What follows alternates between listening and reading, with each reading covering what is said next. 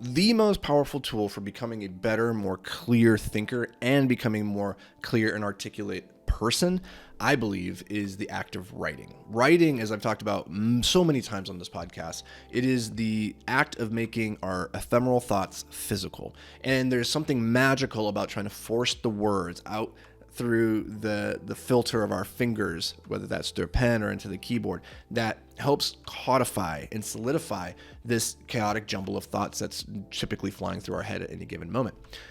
But the question is, how do we develop as a writer? How do we become a better writer? And this is a question that I got asked very recently, and it's interesting because I believe that the only way to really get good at writing is to write a lot. But we know that one of the three things that we need if we want to learn is we need to have a feedback loop, right? So I think the learning loop looks something like, you do the thing, you get feedback on the thing, you reflect on the thing, and then you iterate on the thing. And you keep going through that loop of feedback, reflection, iteration over and over and over. But a lot of times when we're writing, say if we're journaling to ourselves or just writing on our computer but not sharing it with the world, there's no feedback loop. And if you're writing a book or if you're writing something big and heavy, like it could be a really long time until you get that feedback loop. And so it slows your rate of progress and improvement. So somebody, when they asked me the other day, well, what are the resources, the tools that you recommend for becoming a better writer? They were specifically looking for, what were the books that I read and all that stuff.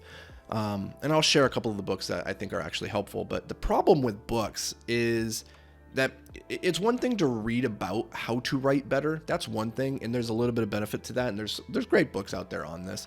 But really, the way to become a better writer is to read great writing and then reflect on what makes it great. It's like to really reflect, why is this so good? Why is this hitting me emotionally? Why am I drawn to this? What's pulling me through this? By breaking it down sentence by sentence, word by word, and like really thinking hard, what makes this so good?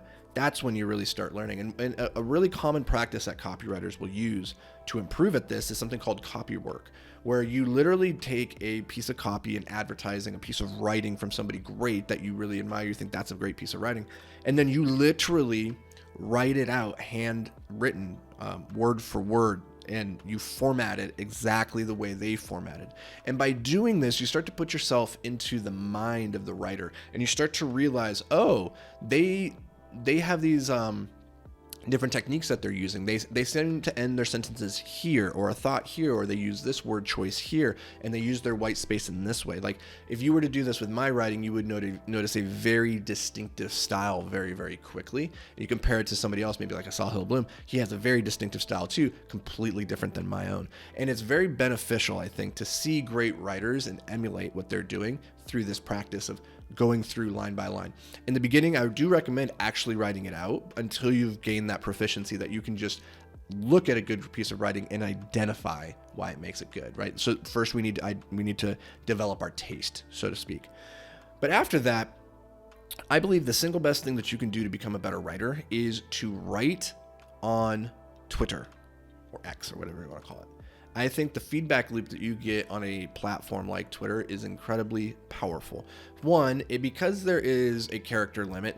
These days, the character limit's kind of like not as relevant, but there is still a little bit of a limit there. That forces you to be a little bit more concise in your thoughts. I think Mark Twain said, "I apologize for writing you such a long letter. I didn't have time to make it shorter." So writing short is actually quite difficult. When we leave ourselves lots of space, unlimited space to work with, we tend to fill it with nonsense, a lot of filler. But the constraint of saying you only get this much space to work with is actually incredibly useful for creating impactful writing. Because impactful writing, I think at its core, is saying the exact minimum of what needs to be said to communicate the idea. No more, no more, no more. So you need to figure out what is the minimal amount of words that I need to communicate this idea in the most impactful way. And Twitter is a very great way of doing that. But the other thing about it that I like is that there's a feedback loop. And again, with our writing, I already talked about the fact that because we don't have a feedback loop often, it makes it very hard to improve. Twitter is a great place because you're getting the immediate feedback of, is this something that people are responding to? If it's not, then you go, okay, maybe that's not good. Maybe I can make it better. And over time, you start to see what resonates and what hits better than what doesn't. And that's how you start to iterate and improve. So take that run with it. Now, in terms of writing, or I'm sorry, in terms of reading books, two books is On Writing by Stephen King, great book. Another one is called On Writing Well by William Zisner. Those are two great books, but generally I recommend reading great fiction, because great fiction writers are beautiful at crafting ideas and distilling them and communicating them in emotionally evocative ways. So nonfiction is fine, but I prefer reading fiction and really learning from those people what makes for great writing. And if you do that, then you will have a much more beautiful, eloquent form of writing as well. And I think that is something that's it's rare these days, especially in the, I'd say, in the nonfiction world. A lot of people are very dry, very formulaic, very lecture-ish. And so start with fiction writing and go read some good fiction. Brandon Sanderson, I think, is a great example. Patrick Rothfuss, if you want to go into the fantasy worlds. But those are my tips for you guys. So take these and run with them and work on your writing, because it is a skill that is going to serve you regardless of what you're doing in life. If you're a business owner, you cannot afford to be a bad communicator, whether to your team, to your customers, to the world at large. You need to be able to communicate your ideas, and that comes through the act of writing. So what are you waiting for? Go write something awesome. And, I'll see you in the next episode, guys.